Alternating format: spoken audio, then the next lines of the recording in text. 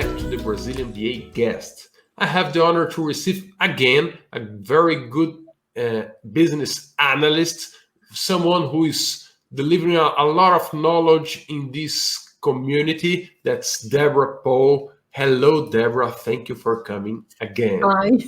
Thank you for having me back. Oh, it's my pleasure. I have a different question for you today. And the question is, what is a T-shaped business analyst? Someone who has a different skills. Can you explain that? Okay, let's look at T-shaping first, because I really like the T-shaped concept, and obviously it applies to any specialism, because you have the vertical bar, which is the detailed, technical and discipline specific skills that you have to carry out that work. And then you have the horizontal bar.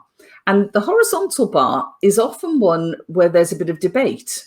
But one of the best definitions that I found looking at that horizontal bar was talking about how it's the skills and competencies, I suppose, used to work with other people.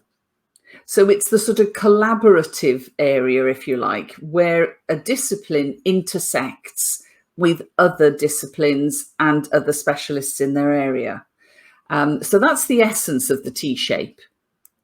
Would you say that the horizontal bar is more soft skills and the vertical bar would be more hard skills? I think you could. The thing about the soft skills is that you can look at, the sort of interpersonal type skills within that.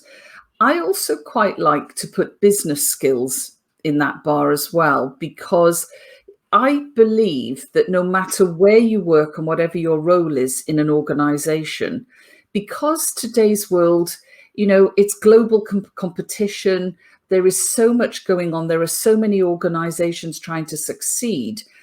No matter where you work in an organization, you should be aware of your organization's place within that global community and within the competitive world, even if you work in a governmental organization, to be honest. So I think it's the interpersonal, but it's also what is the business domain or sector that I'm working in, because I think you also need that too. And so that's the horizontal bar. And then absolutely in the vertical bar, it's those very specific things that I do as a specialist in my area. Right. I like to think also as the horizontal bar, it's wide, but it's not deep. So I have a wide view of different knowledge, like understanding the business, my customer, how our process are. I could work in my area or in my business in different domains, but not with large deep. But in my domain, specific domain, I have a deep understanding of that, right? Yeah. So I can go very inside of that and do something that someone who are from other areas could not understand or could not aggregate value. That's a great way of putting it. That really is, because it is all about that, is what is the bit that I bring that others can't from other disciplines, but I need to know how to intersect and interact with them in the overall ecosystem, if you like. But also, if you think about it, that horizontal bar, if we are project managers or software testers, that horizontal bar probably applies to all of us, but the vertical bar is different. For sure. It's interesting. If you are working in a company that develops software, using your example, where I could have testers, developers, and system analysts, business analysts, project managers, there should be a generic horizontal bar that everybody should have the same understanding, but the vertical bar for each one would be in a different place. Yes. But what about the business analyst? How do you bring that concept for a business analyst? Do you know, it's interesting with business analysis, because when I looked at this a few years ago when I was doing research, that vertical bar was so big, it was so long, there was so much in it, that I looked at it and thought, the toolkit, you know, and the skills are so extensive. Is it too much?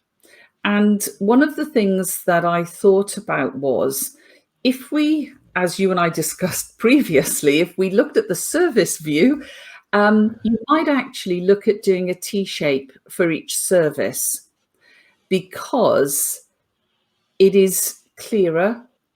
You can link it better to the value proposition. And also, I think it helps business analysts develop, because, you know, if you come into business analysis, and there's a lot of debate a lot of the time about, you know, how do I get into business analysis? How do I become an experienced, successful business analyst? Or even, how do I use business analysis if I'm not necessarily somebody with the job title?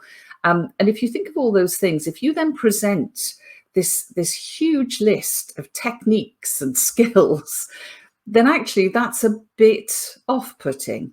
So I've been looking at, well, why not look at the T-shape from a service perspective?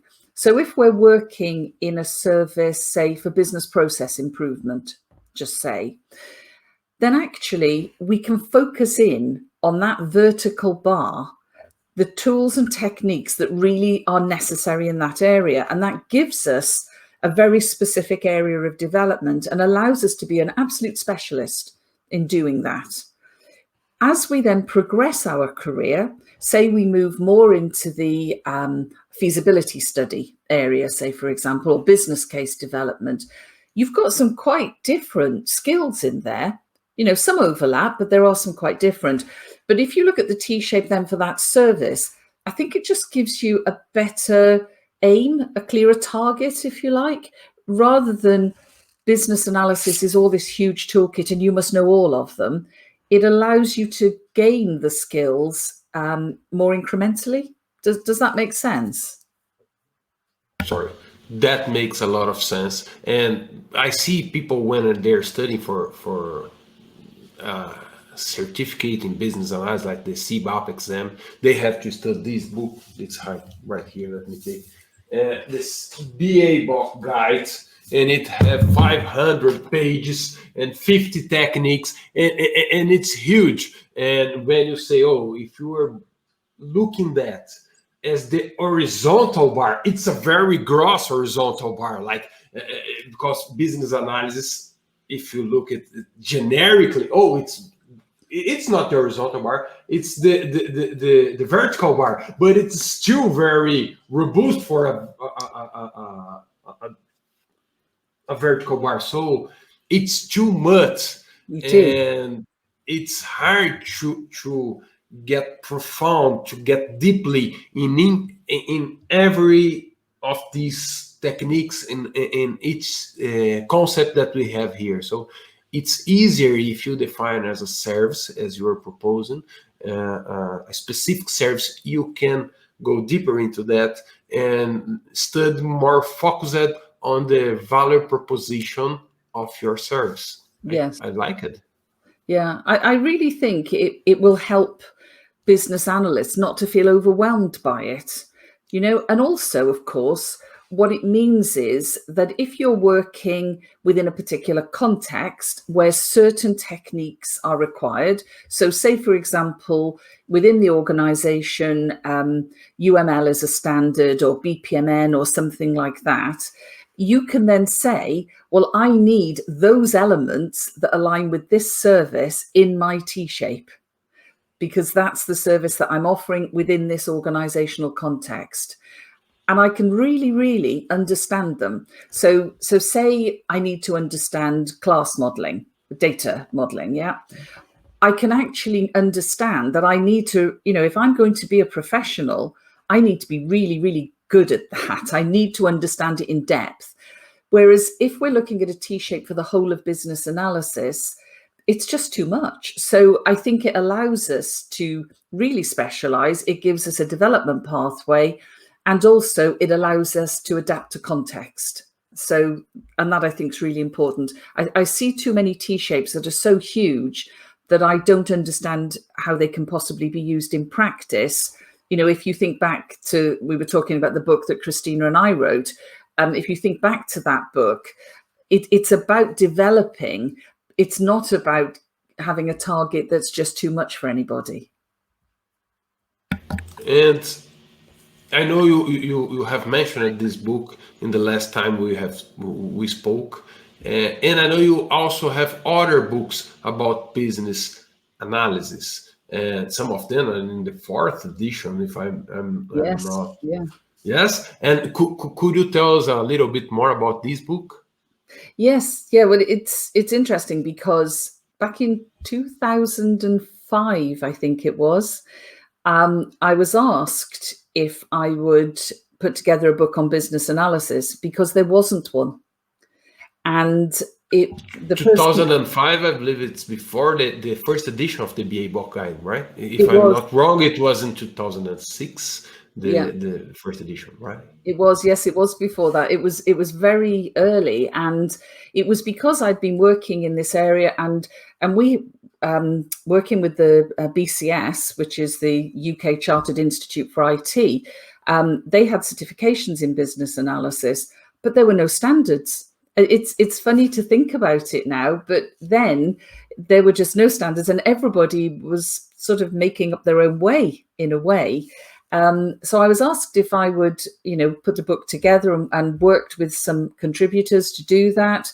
And yes, we brought out that book, and now it is in its 4th edition. The 4th edition was published last year. So it's been a very successful book. And I think, and I hope it's really contributed to those standards, because what we tried to do with the book was look even then at a very, very broad basis for business analysis. So there's a chapter on strategic analysis, for example, because, we wanted to set a scene even then that business analysis could be something that those involved in strategy or working to deliver the tactics supporting the strategy, anyone working in those areas could find something useful in the book.